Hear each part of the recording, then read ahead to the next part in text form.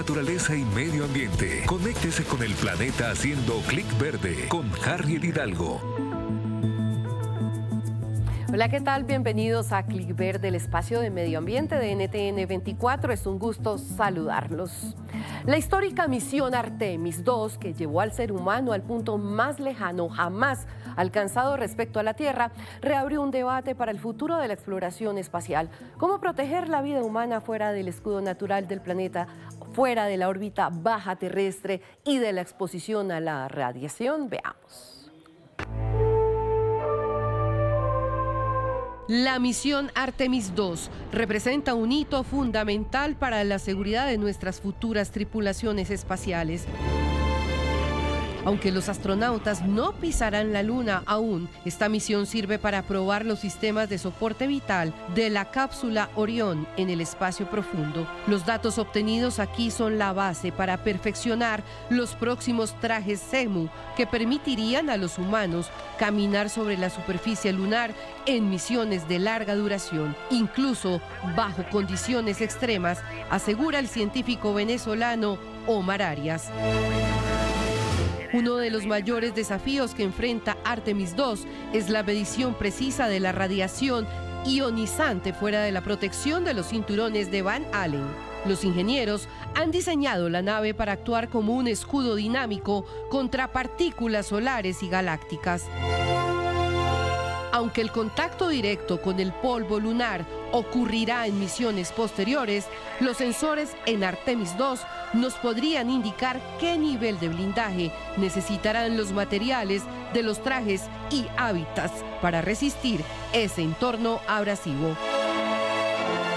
Así como los astronautas llevan su propio ecosistema y escudos dentro de una cápsula para sobrevivir al vacío del espacio, nosotros vivimos dentro de una nave espacial natural llamada Tierra. Nuestra atmósfera y el campo magnético es el blindaje que nos protege de la radiación cósmica. Luego de Artemis II avanzan estudios para fortalecer el esquema de las aeronaves espaciales del futuro, en este caso enfocados en la cápsula Orión. Veamos a continuación los detalles técnicos. Aparece primero que todo el blindaje pasivo, estado en ejecución. Estos son los detalles, aparecen los materiales avanzados como el polietileno y compuestos de carbono. Al mismo tiempo que es muy pero muy fundamental para la protección de esa tripulación, la pared de agua en la aeronave, que actúa como un escudo, según los expertos consultados por Clic Verde. Ahora veamos el segundo punto importante: estrategias de protección contra la radiación espacial, que es la que hemos venido hablando desde el comienzo del programa.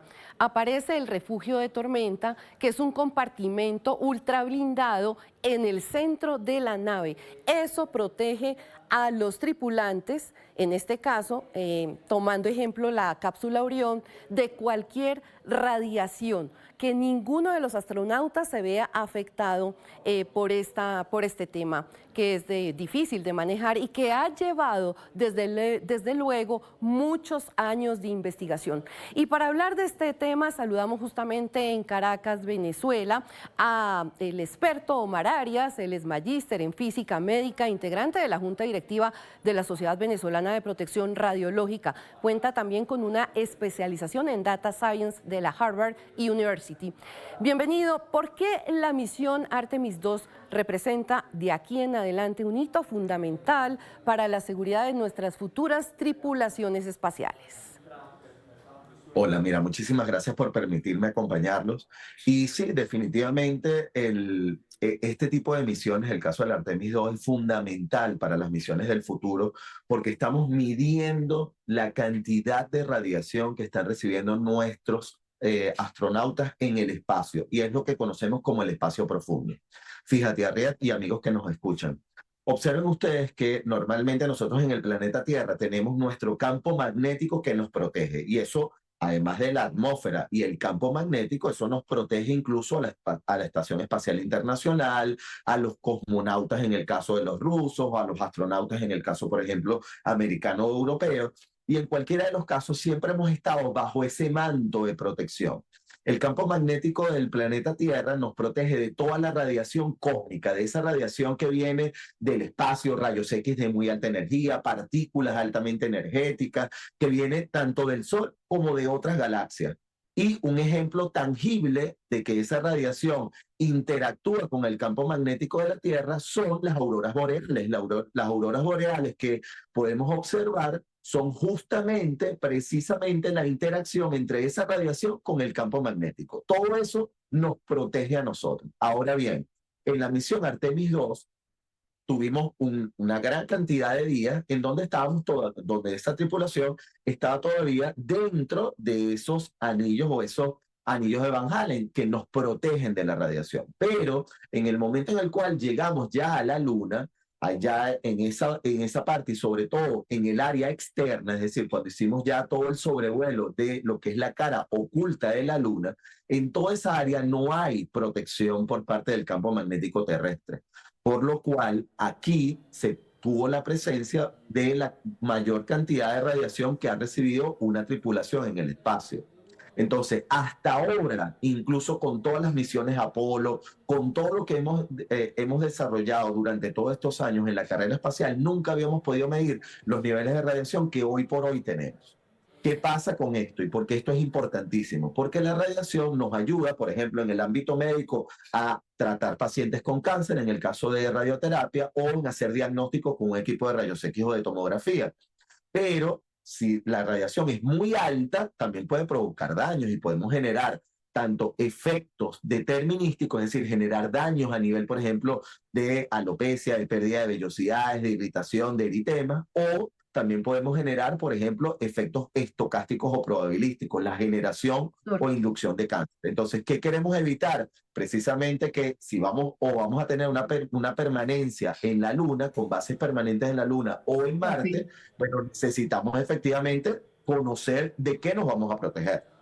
Omar, también queremos saber cuál es el efecto de la radiación para la vida humana fuera de la estratosfera y en este caso para los astronautas. ¿De qué manera deben blindarse ellos? Bueno, maravillosa tu pregunta. Fíjate, ahorita aquí hay dos tareas importantes. La primera, el viaje. En el caso de la cápsula Orión, a diferencia de todas las demás cápsulas que se han enviado al espacio, esta tiene un reservorio o un área bajo los asientos que se puede adaptar justamente para el tema de irradiación o radiación externa, ¿no? Es decir, para proteger a los astronautas cuando la radiación es muy alta. Por eso ellos tienen dosímetros de lectura directa, es decir, les permite conocer en tiempo real la cantidad de radiación que están recibiendo. Esto es un primer punto muy importante porque nuestras naves que vayan a la Luna o más allá de la Luna van a requerir de este espacio. Ese es un primer punto. El segundo punto es que, por supuesto, nosotros entonces necesitamos que los trajes espaciales tengan contemplado un mejor refuerzo de este tipo de infraestructura, de lo que tiene que ver justamente con el blindaje radiológico. Entonces, obviamente, esto también nos permite a nosotros ya entender la magnitud de la cantidad de radiación que pudieran estar recibiendo, tanto en bases permanentes en la Luna como si vamos a Marte, entonces tener un estimado de lo que hay de radiación en el espacio profundo, y eso nos va a permitir organizar tanto la nave como lo que serían los futuros trajes espaciales. En la misión Artemis 1 se generó un documento técnico-científico con los datos recaudados por la dosimetría, pero recuerden que aquí estamos este camino a la Luna o este regreso de camino a la Luna ha sido muy por etapas, y esta serie de etapas lo que nos ha permitido a nosotros es ir entendiendo con mayor nivel de detalle y con mejor tecnología que hace 70 años, evidentemente, podemos tener entonces ahora una mejor visibilidad de lo que pudiesen ser los efectos a mediano y largo plazo. Entonces, por supuesto que para nosotros definitivamente la misión Artemis se convierte en un primer paso fundamental, y en este caso la Artemis 2, un paso fundamental a lo que van a ser esas misiones de largo alcance de nosotros como humanidad. Omar, ¿qué aportes científicos para el manejo de la radiación, incluso en otras actividades diferentes a los trajes espaciales, deja Artemis 2 de aquí en adelante? Bueno, esto también nos permite a nosotros entender cómo reacciona nuestro cuerpo ante, no solamente ante la microgravedad, que ya sabíamos que había un impacto, es decir, habíamos venido evaluando a los astronautas con misiones largas en la Estación Espacial Internacional y veíamos cómo, por ejemplo, había una pérdida importante de masa muscular, de tejido óseo. Eso ya lo conocemos y por eso parte de las adaptaciones que se realizan por ejemplo, en el caso de la Orión, es tener un área para el ejercicio, para garantizar de que no haya esa pérdida de masa muscular. Pero más allá de la masa muscular, entonces ahora es qué ocurre con los niveles de radiación a nivel de nosotros los humanos. ¿Cómo nosotros sabemos la cantidad de radiación segura para nosotros? Bueno, lo hemos obtenido no porque irradiamos a personas y vamos viendo cuándo es seguro y cuándo no, no. Precisamente de dónde han provenido todo lo que conocemos hoy por hoy de la radiobiología, de sobrevivientes de Hiroshima y Nagasaki, de las bombas atómicas, sobrevivientes de accidentes de Chernóbil, de Fukushima, de personas sobrevivientes o que han fallecido por accidentes en el ámbito médico, por ejemplo, debido a sobreirradiación. Es decir, a partir de todos estos datos es que nosotros podemos establecer y hacemos una extensión hacia dosis menores, pero fíjense, en cualquiera de estos casos que te he mencionado, son dosis altas que reciben en un periodo muy corto de tiempo.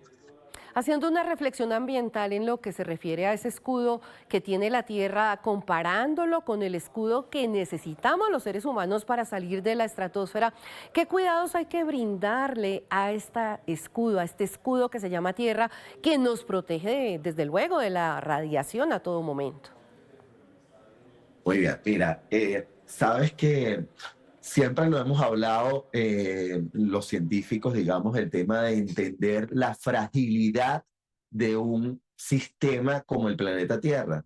Y muy pocos lo entienden, sobre todo cuando vemos las imágenes, por ejemplo, cuando ya tenemos esos astronautas en el espacio y toman esa foto de la Tierra y uno ve una ligera capa que nos separa de ese espacio vacío y frío, ¿no? Y esa ligera capa es nuestra atmósfera. Nuestra atmósfera cumple una función fundamental. Nosotros estamos en un ecosistema completamente cerrado. Si hablamos de el planeta Tierra como todo un ecosistema total. Y esto significa que de todas las especies que formamos parte de este ecosistema, nosotros los humanos somos los que más hemos logrado expandirnos, pero también los que más daño generamos. Entender que cada una de nuestras acciones genera reacciones en el ambiente en el cual nos encontramos.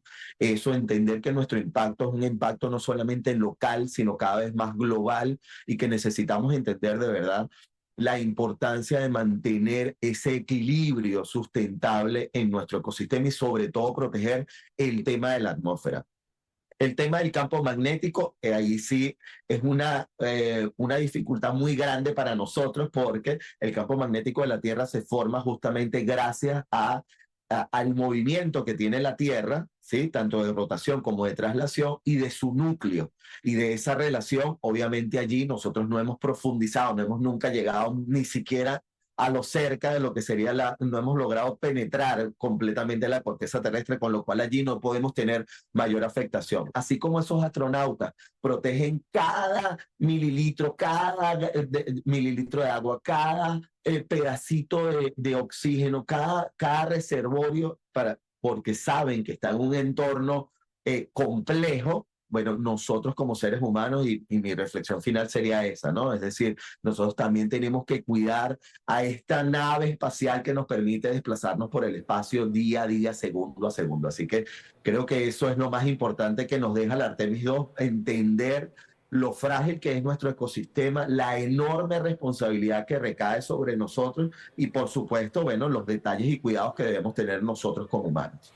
Interesante reflexión, desde luego. Omar Arias, magíster en física médica, gracias por estar con nosotros aquí en Clic Verde de NTN 24. Gracias a ustedes.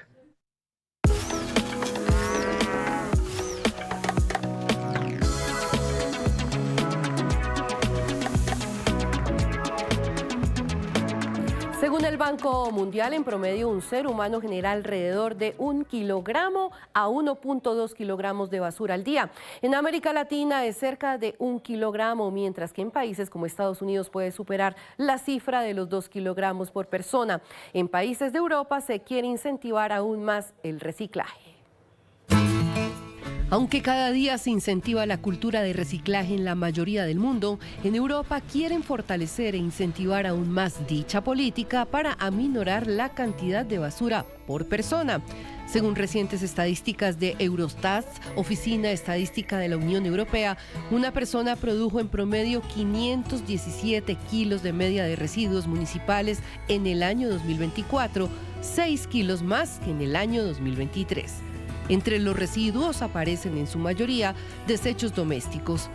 Respecto a reciclaje, aparece una media de 258 kilogramos de residuos por persona, lo que según expertos significa que se recicló el 48.1% del total de la basura generada frente a un 48% del 2023, una cifra que se mantiene casi igual. La estadística resalta que en países como Austria, Dinamarca y Bélgica fue donde más basura se produjo.